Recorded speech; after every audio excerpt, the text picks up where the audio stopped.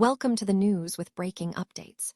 We start with the San Francisco Giants making major moves in their roster overhaul. The Giants are selling big names, and we are looking at which players could become prime trade targets for the Atlanta Braves. We dive into the massive contracts they are looking to unload, including the situation surrounding outfielder Young-Hoo Lee and the potential pitching shakeup involving Robbie Ray and Logan Webb. Find out what this means for the NL West race right now. Here's a simple way to protect your phone without stress. This ALAN 3-pack comes with tempered glass screen protectors, camera lens protectors, and an installation frame for an easier, cleaner fit. It's clear, case-friendly, and built to help guard against scratches and everyday bumps. Check the link in the comments to get it on Amazon.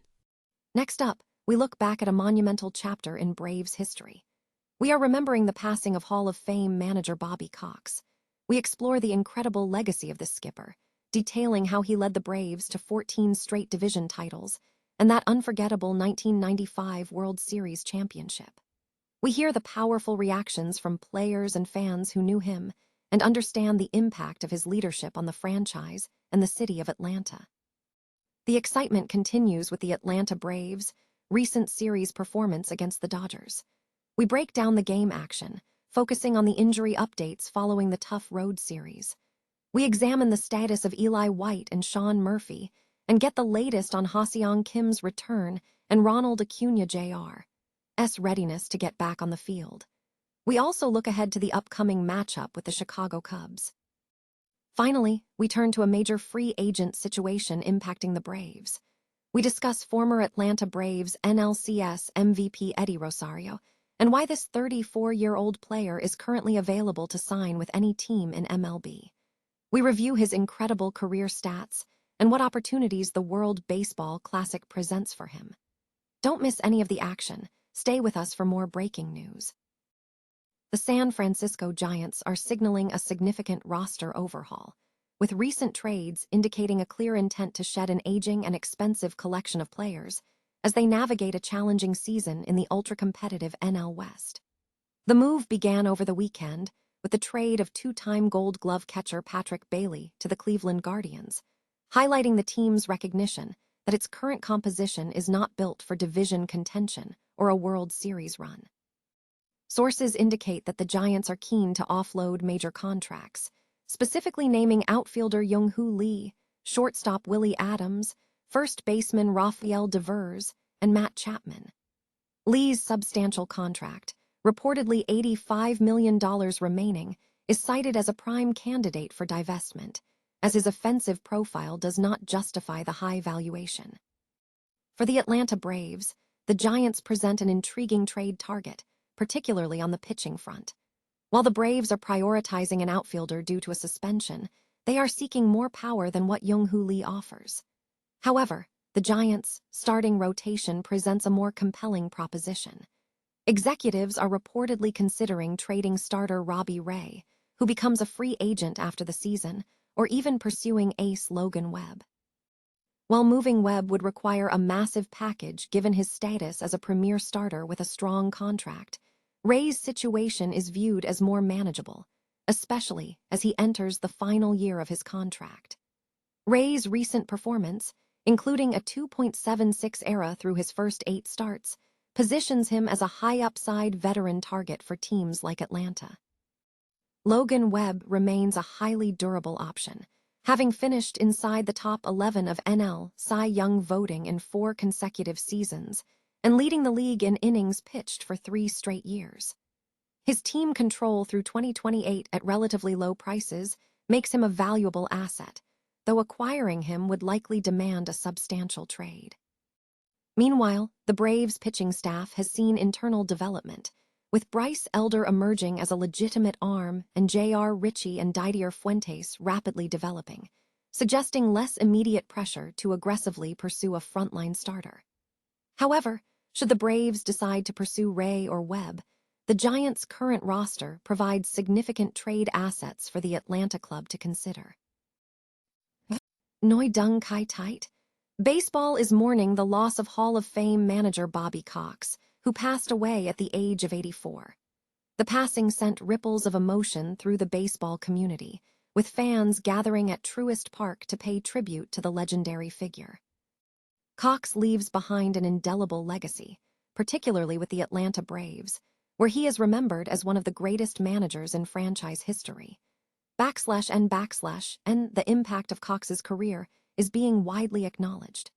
The Atlanta Braves organization expressed profound grief, calling him their treasured skipper, who led the team to 14 straight division titles, 5 National League pennants, and the historic 1995 World Series championship. National Baseball Hall of Fame and Museum noted that Cox led one of the greatest eras of sustained excellence in baseball history, shaping careers and guiding the Braves to their first major professional sports championship. And many players and colleagues shared deeply personal reflections on their relationship with Cox. Hall of Fame pitcher John Smoltz stated, "I never wanted to go anywhere else. I wanted to play for Bobby." Former Braves outfielder Dale Murphy credited Cox with saving his career, noting how Cox made the decision to move him to the outfield. And the sentiment of loyalty and respect was universal. Hall of Fame center fielder Andruw Jones referred to him as his second father. Braves manager Walt Weiss recalled a moment from the 1999 World Series loss, reflecting on how the team felt about Cox. Former Braves and current Dodgers first baseman Freddie Freeman shared a fond memory of Cox during spring training, highlighting the personal warmth of the legend. And Cox's influence extended beyond the field. Ozzie Gillen thanked him for his guidance in his transition from player to manager. Furthermore, the city of Atlanta recognized Cox as a true icon, stating that his leadership helped define the city's sports identity and shaped a successful era for the Braves.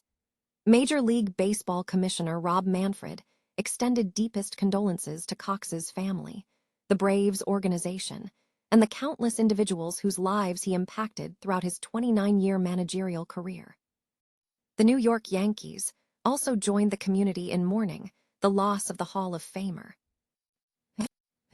The Atlanta Braves secured a hard-fought series victory over the Los Angeles Dodgers, but the celebration was tempered by significant post-game injury updates.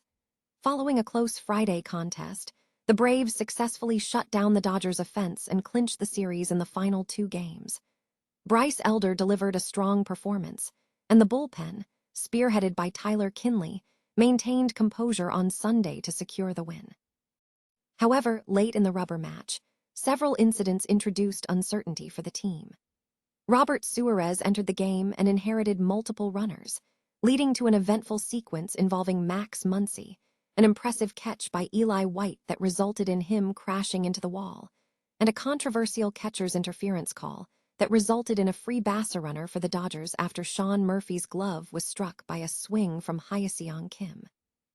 Both White and Murphy were subsequently removed from the game. Braves manager Walt Weiss provided a mixed assessment of the situation.